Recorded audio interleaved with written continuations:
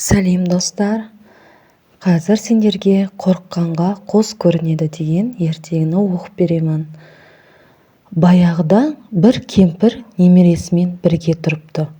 Олардың қыт-қыттай беретін бір тауығы болыпты. Пештің астында тышқаны да бар екен. Бәрі күн сайын суға барады екен.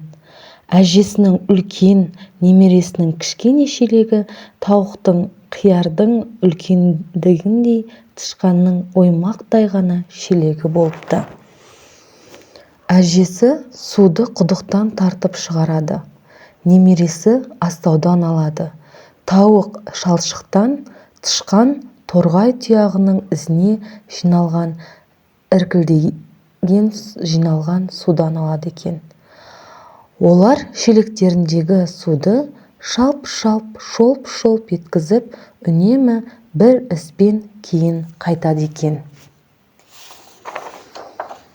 Бір жолы су алып келе жатып, жолшыбай алма бақтан өтеді. Бақта алма самсап тұрған еді. Бір алма ағаштың түбінде қоян отырады. Кенет қатты жел соғып, алма ағаштың бұтақтары тербеледі. Сол кезде бір алма үзіліп түсіп, тақ етіп қоянның маңдайына тиеді. Қоян ыршып түсіп қаша жөнеледі де, абайсызда су әкеле жатқандардың аяғына орала кетеді. Әлгілердің үрейлері ұшып, шелектерін тастай салып, үйлеріне қарай қашады. Әжесі үйіне кірер-кірместен құлай кетеді. Немересі әжесінің қойнына тығылады. Тауық пешке шығып алады да, тышқан пештің астындағы қуысты паналайды.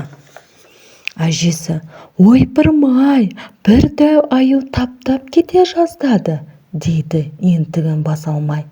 Немересі: «Маған құбыжықтай қап-қара қасқыр тап берді», деп бақырып жылап жібереді. Пештің бұрышына жасырынған тауық: «Қыт-қыт-қыт-қыт, түлкі мені аңдып жүр екен, жеп қоя жаздады», дейді дегбірсізденіп. Пештің астына тығылған тышқан: «Мұрты едірейген дәу мысықты көргенде үрейім ұшып, жаным шыға кете жаздады», деп шиқылдайды. Бұл кезде зытқан бойы орманға жетіп алған қоян бір талдың түбін паналап бұғып отырады.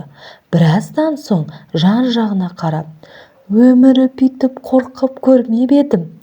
4 бірдей аңшы соңыма түсті, бәрінің де иті бар. Әйтеуір жеткізбей құтылып кеттім», деп қорыққанға қос көрінер деген осыда. Міне балалар, бірінші анығын көрмей, көзімізді жеткізбей, еш нәрседен қорықпаймыз. Қорықсақ егерде, анамыздан, әкемізден сұрап аламыз.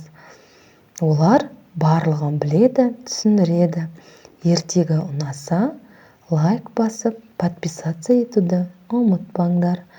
Тыңдағандарыңа рахмет.